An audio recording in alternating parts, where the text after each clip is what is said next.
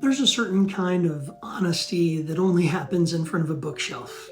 Not the books we've finished, not the books we quote, but the books that have been sitting there, unread, just waiting.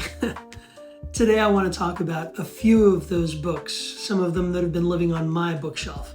This is not a review. I have not earned that yet. This isn't a recommendation, at least not exactly. This is a TBR, but a very particular kind of TBR. These are books that have lived on my shelf for far too long, and I finally decided to stop pretending that I'll get to them someday. Instead, I'm committing to reading them.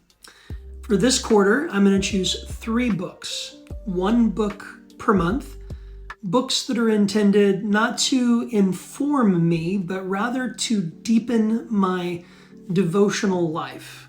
And then there's one more, a bonus book, sort of waiting in the wings. So for month 1, I'm going to read Knowing God by J.I. Packer. This book probably needs the least introduction, and that may be part of why it's gone unread. Knowing God is often described as a modern Christian classic, but not in a sentimental sense. From what I understand, Packer isn't trying to stir up emotions. He's trying to recover reverence. This is theology, written from the heart, but not the hurried one. It assumes that God is not manageable and that knowing Him is not the same thing as knowing about Him. Now, I haven't read it yet, but I suspect it will ask for slowness, for attention, and for humility. That feels like the right place to begin. Month 2, or maybe the second one, whenever I happen to get to it, is going to be Growing in Christ, also by J.I. Packer. If knowing God is orientation about who God is, then Growing in Christ seems to be about formation, who we are becoming. From what I know about this book, it isn't interested in dramatic transformation stories or spiritual shortcuts. It's about growth that happens quietly, often invisibly, through faithfulness rather than intensity.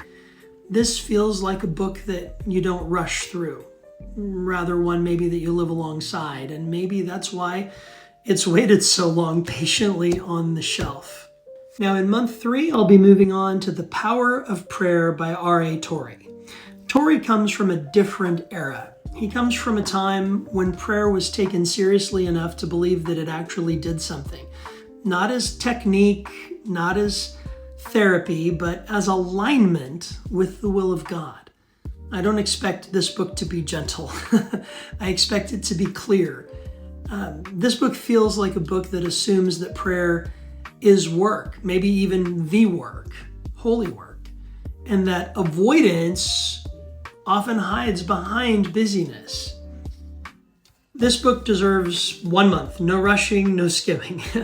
Now, if time allows and I get through the other 3, I have a bonus book, The Pursuit of God by A.W. Tozer. Now, this one is different. The Pursuit of God isn't part of the formal plan. It's a bonus book. It's something that I'll reach for if space opens up.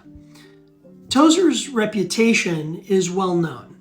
Poetic, demanding, deeply dissatisfied with shallow faith.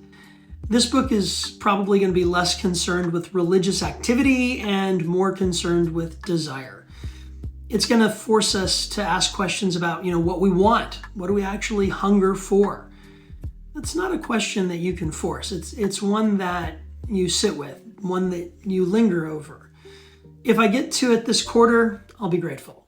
If not, it'll still be waiting there on the shelf. And that's okay. It'll be next up in the reading order.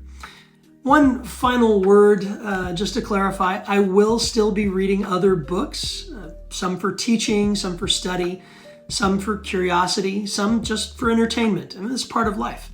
But these books, these right here, these are different. They're not here to help me produce anything. They're here to help me pay attention. They're not on this list because I think I'm going to get a lot of clicks because I'm talking about these books. None of them are trending. They're not efficient. They're not, clickbaity. And that's exactly why they matter. These books matter.